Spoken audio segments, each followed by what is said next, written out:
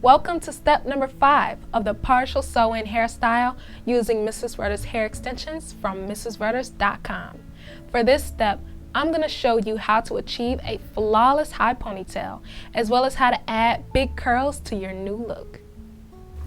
As you can see, if you implement the partial sew-in technique that I've taught you, you can easily achieve a high ponytail that is flat and neat. Now, I've already went ahead and created the high ponytail because it's very simple. All you have to do is gather all of your hair at the top of your head and then tie it into a ponytail. To finish off with the sleekness, be sure to use some hair gel or edge control to smooth down your hair.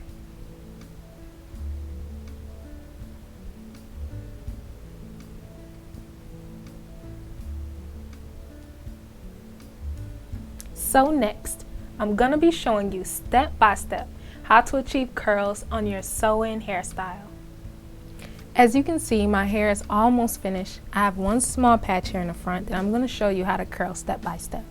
Now when you're curling your hair, you're going to do the same process for each small section of hair. The best way to curl your hair without other hairs falling in the way as you're curling is to keep all of your hair divided into 3 sections. So you're going to have a section here, a section here, and a section in the back that you're going to keep separate with a clip. Work on one section at a time to curl your hair. So work on the left side, and then the back portion, and then your right side, which I have left here.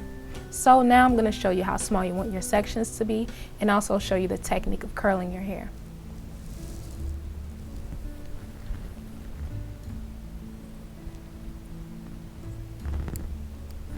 What you want to do is make sure that your sections are pretty small, and this is about how big your section should be. About this size right here. So use your clip to keep your hair out of the way. Make sure your section is detangled, and then begin curling.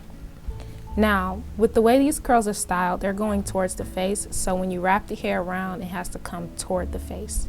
So what I mean by that is you want to grab with your dominant hand your section of hair, and you want to make sure that the iron is pointing downward like this with your left hand, and then you want to wrap the hair right up close to the base and continue to wrap it around.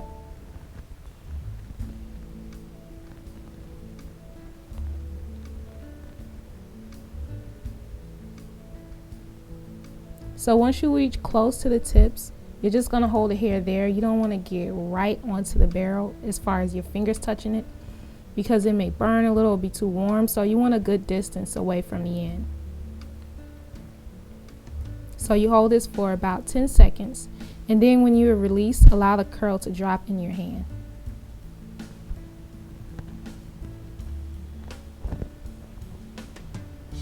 Now the reason why you want to do this is just so that you can hold the curl for a little bit, because as it falls, you want to make sure that it cools down so that the ends are a little bit more tighter.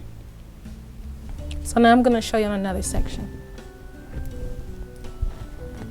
You're going to grab a small piece.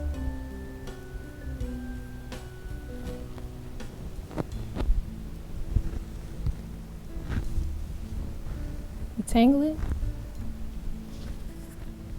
Make sure the iron is pointing downward, and wrap the hair going over the barrel so that way the hair is coming toward the face. You see that?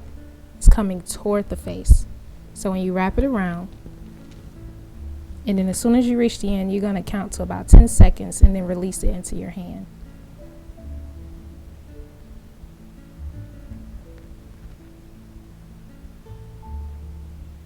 Now after you finish curling all of your hair, you're going to start fluffing it out, which is what I like to do because I like the hair to look a little bit more bigger. So after you're done curling, you're going to fluff your curls out with your hands. And then once you're done fluffing out your curls, you're going to spray with hairspray to finish your look.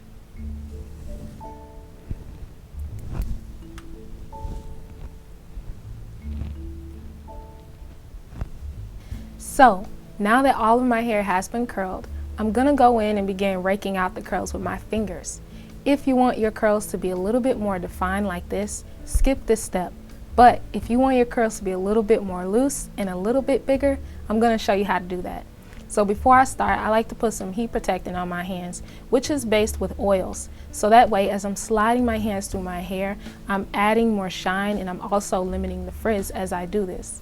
So what you want to do when you're raking through your hair is start near the ends and then work your way up towards the top.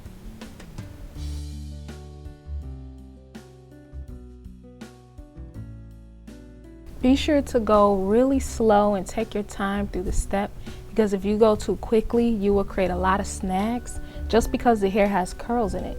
And if you create a lot of snags, you'll then create a lot of frizz, and also you could ruin your curl. So if you notice that you're having a difficult time, slow down and then just go a little bit more slower through your section of hair.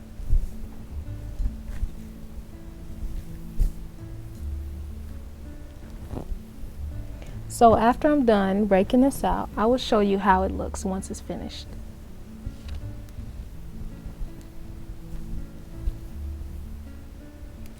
After fluffing out my curls, this is what my hair looks like with Mrs. Rutter's hair extensions.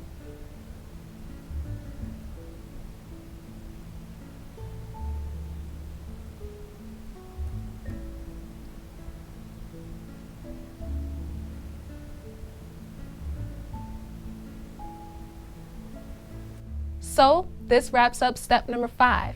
As you can see, achieving a high ponytail is very simple.